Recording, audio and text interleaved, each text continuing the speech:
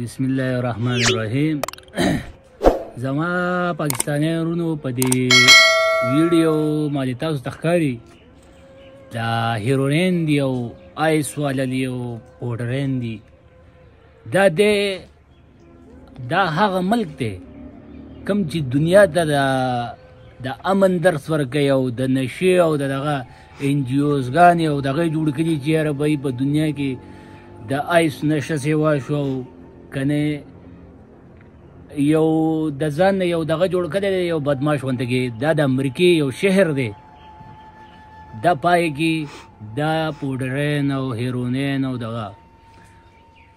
که تاسو وګورئ د امریکا چې چېرته دغه ګورئ NGOs والا وایي دا د امریکې او د بین الاقوامي NGOs ده او هغو په دې باندې ډېر غټ دغه ورکوي چې به یې هیرونین او چرس دغه د پوډرین او نن سبا چې کومه نشه ده آیس چې به یې د دې بین الاقوامي کانفرنس چې کوي او په دې باندې مشهور دغه کوي دا پروګرامونه کوي نو زمونږ د ټولې دنیا ته دا دغه دی چې به یې په دې اول خو په دې امریکا باندې دا پابندي ولګوئ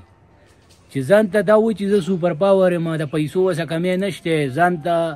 اخلاقیاتي طور پر ځان ته فیورټ ملک وایي چې موږ اخلاقیاتي طور پر ټیک ملک یو.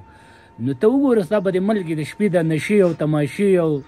دا مونږ خو وایو زه شراب خو ستا ازاد کړي ستا په قانون کې ازاد دي زه خو دا نور نو بیا ته څنګه دا خبره کې دنیا ته چې یاره په دې ایران باندې پابندي ولګوي چې ایران باندې سمګلینګ کېږي د هیرونین او دغه بیا ته افغانستان باندې پابندي ولګوي یا ته پاکستان باندې پابندي ولګوي او بیا د ځان نه یو قانون جوړ کړی چې یاره د دې ملک نوم بلیک لیسټ واچوئ د دې ملک نوم بلیک لیسټ واچوئ د دو په ملک کې دونه هیرون استعمالیږي یا دونه آیس استعمالیږي. نو امریکې له دا اختیار چا ورکړی دی؟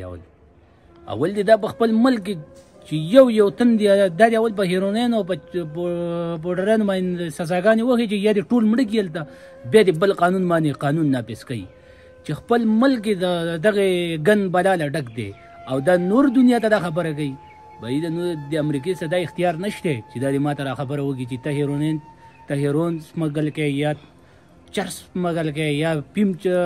هر د نشې دغه کوي. نو اول د خپل شی ختم که د ټوټل چې ستا په دې ملک کې دا څونه آیس والا نشې والا دي هیرون والا دي پوډر والا دي بیا له نور ملکونو اختیار به ستا سزا شي چې یاره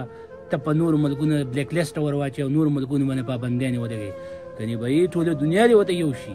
او په ده باندې دې پابندیانې ولګوې چې راځئ به یې د ده سره کار پرېږدو نو بیا به دا لږ ټیک شي. والسلام.